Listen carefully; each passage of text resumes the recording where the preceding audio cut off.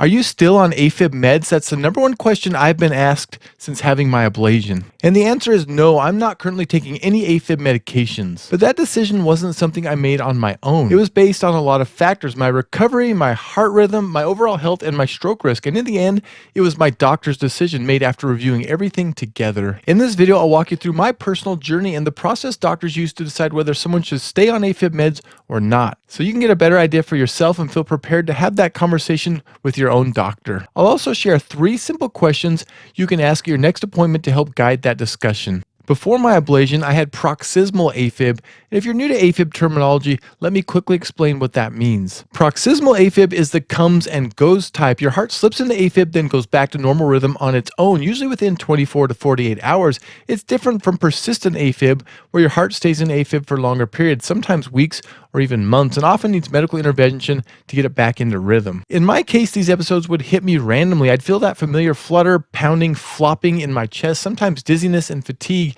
and then hours later my heart would flip back to normal rhythm like nothing happened. Sound familiar? If so, you probably know how unpredictable and frustrating paroxysmal AFib can be. Like many people with AFib, I was prescribed 2 medications: flecainide to help control my heart rhythm and hopefully prevent those episodes, and apixaban, but is commonly known as Eliquis, to prevent stroke. But here's what happened. Despite taking flecainide religiously, my AFib episodes kept getting worse. They became more frequent and started lasting longer. The medication, specifically the flecainide, didn't seem to be helping at all. I got in to see my electrophysiologist and he said that it was time for an ablation. I was incredibly nervous. I had promised myself I'd do everything I could to avoid having an ablation, but I was also very desperate. AFib was wearing me down mentally and physically. The unpredictability was affecting my work, my sleep, my relationships, everything. I knew something had to change. So I had the ablation and it went very well, actually easier on me than I expected.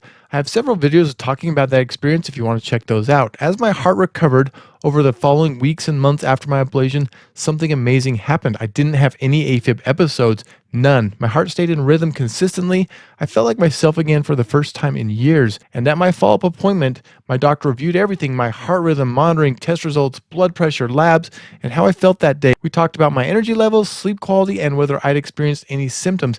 Then he told me I could stop taking all of my AFib medications. That was a huge moment for me. But let me be crystal clear, this wasn't my decision. It was my doctor's call based on my specific situation and recovery. Let's talk about how doctors decide if you should stay on your meds. So how do doctors actually make this decision? They don't rely on guesswork. One of the main tools doctors use is a formula. It's a stroke risk scoring system that's become the gold standard. It's basically a checklist where you earn points for different risk factors. Most factors count as 1 point each, but a few, like being over 75 years old or having prior stroke or TIA, count as 2 points because they significantly raise your stroke risk. The categories include congestive heart failure, hypertension, age 75 or older, diabetes, stroke or TIA history, vascular disease, age 65 to 74, and being female. The higher your total score, the higher your risk of stroke, and the more likely your doctor will recommend staying on a blood thinner like Eliquis. Some doctors consider whether the ablation has eliminated your AFib when calculating ongoing stroke risk.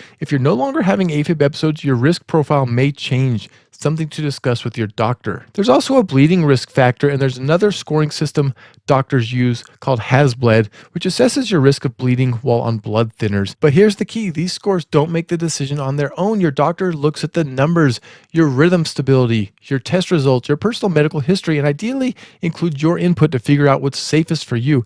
It's all based on your unique situation, which is why it's so important not to compare yourself to others. Something else I really wanted to share: my doctor personally told me they're getting better at treating AFib every single year, which was incredibly encouraging to hear. The success rates keep improving and the procedures keep getting safer and better. Like I mentioned earlier, I had a radiofrequency ablation and it has worked well so far. I haven't had a single AFib episode since my ablation, which was February 11th, 2021. That's over 4 years AFib-free. But everyone's response is different. Some people need touch-up procedures. Others have occasional breakthrough episodes. That's why follow-up care and rhythm monitoring are so crucial to the decision-making process. If you're wondering about your own medication plan, here are 3 simple questions to ask your doctor. Number 1, what's my stroke risk score. This helps you understand your personal risk and why blood thinner may or may not be recommended. Ask them to walk you through each category with you. Number 2, is my heart rhythm stable enough to consider stopping medication?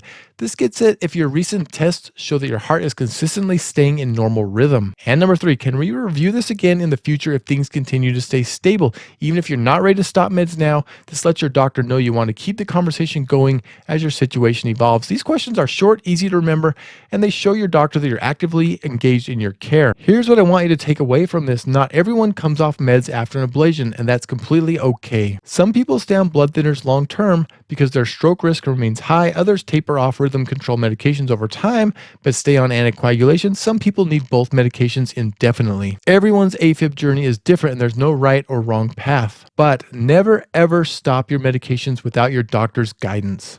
My advice: ask questions, get clarity, stay involved in your care. Remember, this is my personal story. This is not medical advice. Always consult with your doctor. Thank you so much for watching. If you'd like to check out another of my videos, it'll pop up right here. Click on that. Take care, and I will see you next time.